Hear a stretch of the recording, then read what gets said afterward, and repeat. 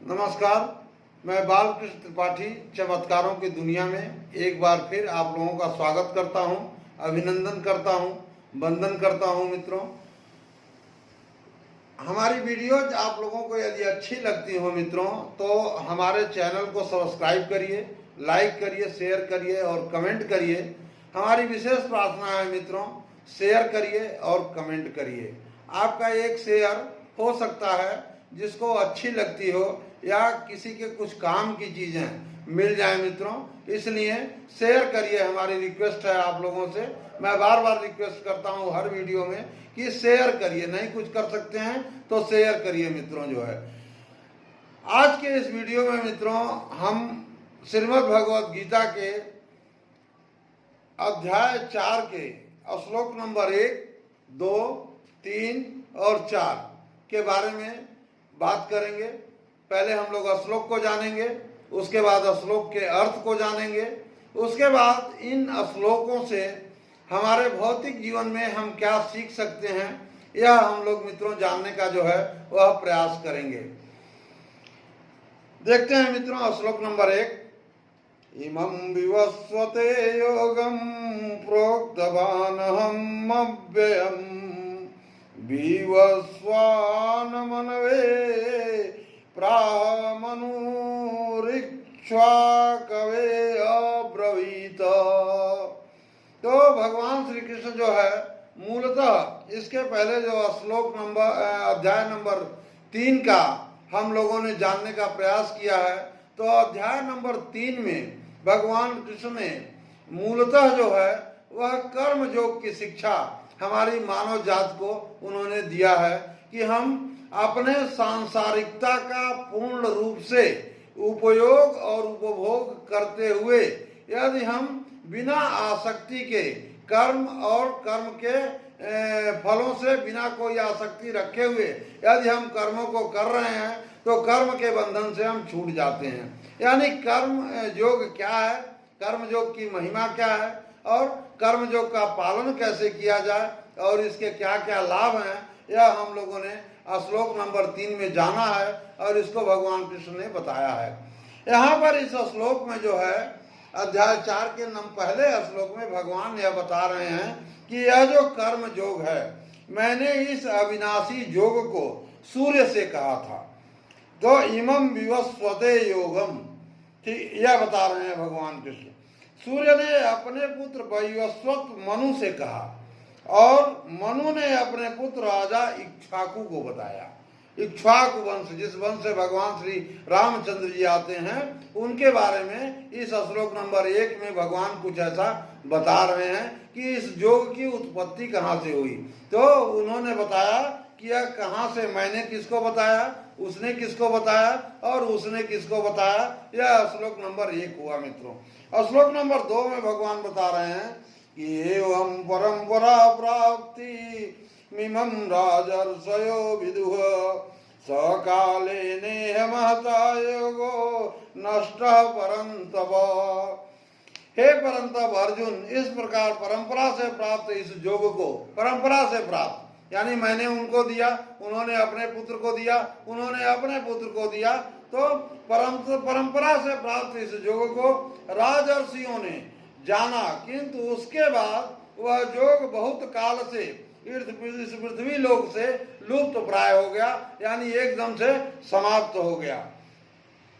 स एवायं मया ते अद्य योग प्रोक्त पुरातनः भक्तोऽसि मे सखा चेति रहस्यं ये तदुत्तमम्।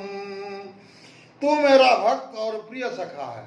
अर्जुन को भगवान बता रहे हैं कि तू मेरा भक्त है और मेरा प्रिय सखा है, इसलिए यह पुरातन योग जो परंपरागत रूप से चला आ रहा था और आज जो है लुप्त प्राय हो गया है, समाप्त हो गया है पृथ्वी पर से, आज मैंने तुझको बताया है। उसी कर्मयोग को मैंने तुझे जो है वह बताया है, कहा है, क्योंकि यह बड़ा ही उत्तम रहस्य है, अर्थात गुप्त रखने योग्य विषय है। यदि किसी खास को ही यह बताया जा सकता है, यह सबको भगवान ऐसा बता रहे हैं कि नहीं बताया जा सकता है। मतलब जो उस बात पर विश्वास करे और उसका पालन करे। इन दो श्लोक को सुनने के बाद अर्जुन भगवान से प्रश्न कर रहे हैं कि अर्जुन वाच अपरम भवतो जन्म परम जन्म विवस्वत कथमेतद्विजानीयाम त्वमादौ प्रोक्तवानिति।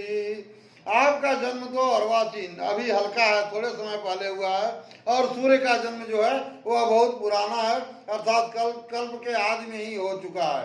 तो इस बात को मैं कैसे समझूं कि आप ही ने कल्प के आदि में सूर्य से इस योग को कहा था। अर्जुन ने अपने भगवान कृष्ण से इस प्रकार का प्रश्न किया।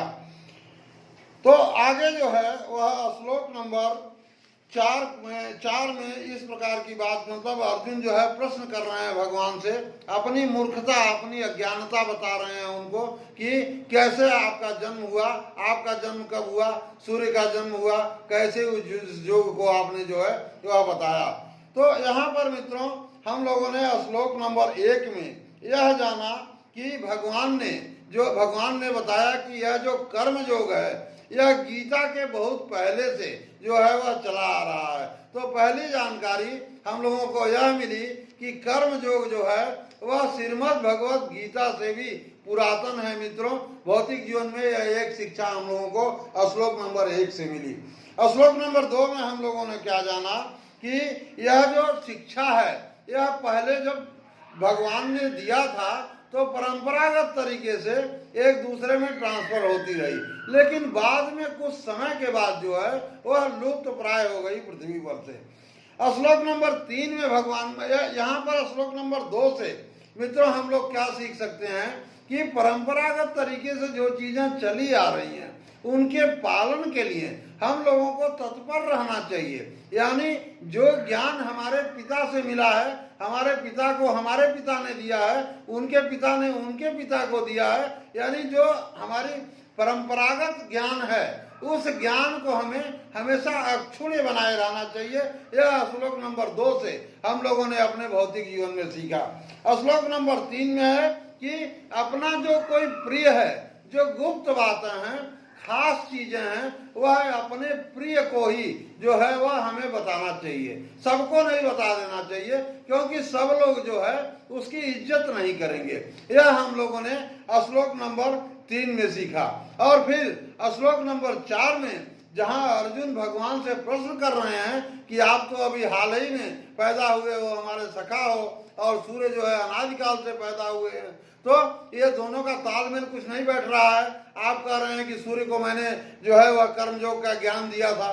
तो इस प्रकार से कि मूढ़ता जो है अर्जुन क्यों कर रहे हैं कि अर्जुन यदि प्रश्न नहीं पूछेंगे तो भगवान कृष्ण मानव जात के लिए, हमारे उपकार के लिए कुछ और बातें, विशेष गूढ़ चीजें जो है वह बताएंगे नहीं। तो इस प्रश्न के उत्तर में भगवान क्या कहते हैं मित्रों, यह हम लोग जानेंगे अगली वीडियोज में। तब तक आप लोग अपना अच्छे से ख्याल रखिए। हम मिलते हैं अपनी अगली वीडियो में मित्रों। बहुत बहुत धन्यवाद।